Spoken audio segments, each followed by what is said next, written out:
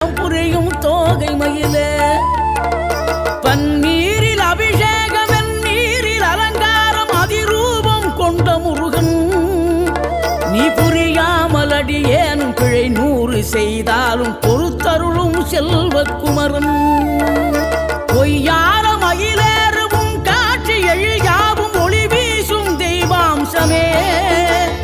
பொய்யான என் வாழ்க்கை புவி மீது நிலையாக அருள் செய்ய வர வேணுமே நீ அருள் செய்ய வர வேணுமே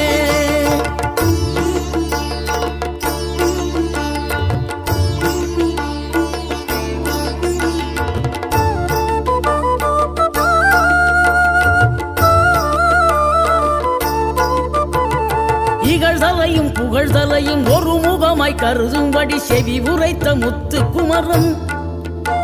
நீ வறுமையையும் வளமை